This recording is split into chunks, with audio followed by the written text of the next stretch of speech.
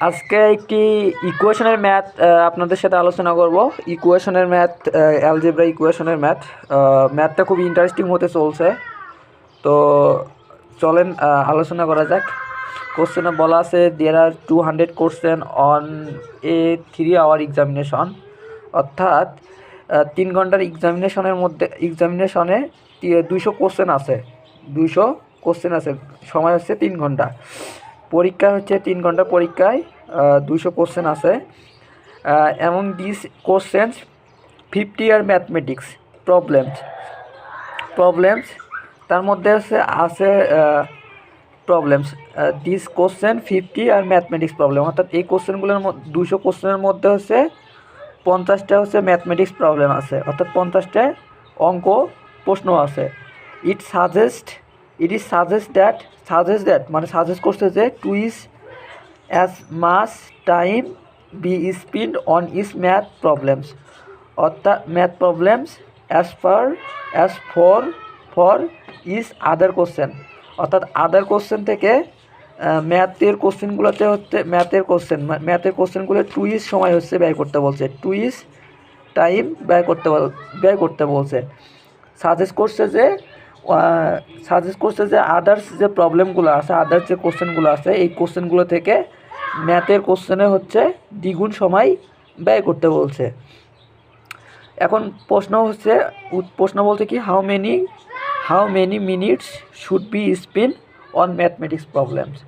এখন প্রশ্নে বলছে যে প্রশ্নে কি বলছে বলো তো, বলছে যে ম্যাথমেটিক্স প্রশ্নগুলোর জন্য কত সময় ব্যয় করবে বা কত সময় ব্যয় করতে হবে। তো এইটা বলছে how many minutes should be spend on mathematics problems. তো আমি এটা সলিউশন করছি, সলিউশনটা দেখাই আপনাদেরকে। তো এখানে বলছে যে সাজেস্ট করছে কি প্রতিটি অঙ্ক প্রশ্নের জন্য 2 ইজ টাইম ব্যয় করতে বলছে। তাহলে প্রতিটি অঙ্ক প্রশ্নের জন্য 2x সময় দিতে হবে। প্রতিটি অঙ্ক প্রশ্নের জন্য কী সময় দিতে হবে? 2x সময় দিতে হবে। তাহলে অঙ্ক প্রশ্নের জন্য সময় দিতে হবে কতটুকু? অঙ্ক প্রশ্ন হচ্ছে কত? 50টা। তাহলে প্রত্যেকটা প্রশ্নের জন্য সময় দিতে হবে 2x। তাহলে 50টা প্রশ্নের জন্য কতটুকু সময় দিতে হবে?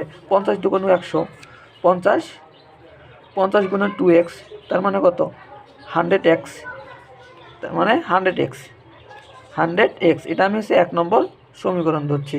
তাহলে অন্য প্রশ্নগুলোর জন্য কতটুকু সময় দিতে হবে, এটা একটা প্রশ্ন। তাহলে টোটাল প্রশ্ন ছিল কত? টোটাল প্রশ্ন ছিল 200। তাহলে ম্যাথ প্রশ্ন কত? ম্যাথ প্রশ্ন হচ্ছে কত? ম্যাথ প্রশ্ন 50টা। তাহলে এত এক্স, তাহলে 200 থেকে 50 বাদ দিলে কত? 150x এত। তাহলে অন্য প্রশ্নগুলো এত এক্স, আর ম্যাথ প্রশ্ন কত এক্স হলো? 100x। তাহলে তাহলে আমরা কি বলতে পারি?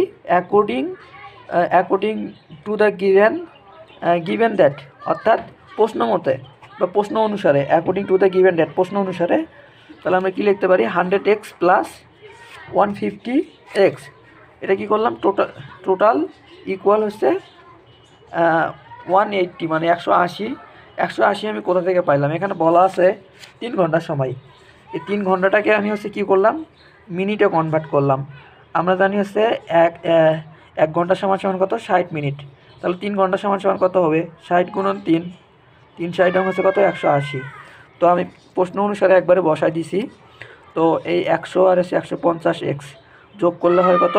250। আমার মানে এই জায়গায় খাতার শর্ট, তো একবারে করছি আর কি।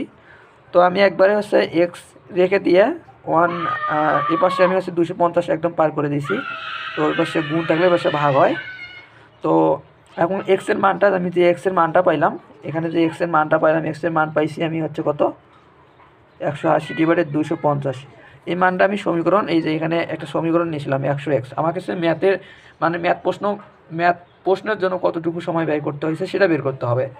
তো এখানে আমি এই যে এক্সের মানটা এখানে আমি বসাই দিয়েছি, এক্সের মান বসাই দিয়েছি। 100 গুণন কত আছে? 180, নিচে আছে কত? 250। এই শূন্য কাটা, এই শূন্য কাটা।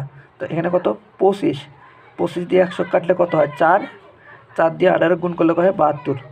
তো 72 মিনিট। তো হচ্ছে ম্যাথ প্রশ্ন সলভ করার জন্য কতটুকু সময় ব্যয় করতে হবে? 72 মিনিট সময় ব্যয় করতে হবে। তো আশা করি এই ম্যাথটা হচ্ছে আপনারা সবাই বুঝতে পারছেন, ইকুয়েশনের ম্যাথ। তো ঠিক আছে, ধন্যবাদ সবাইকে।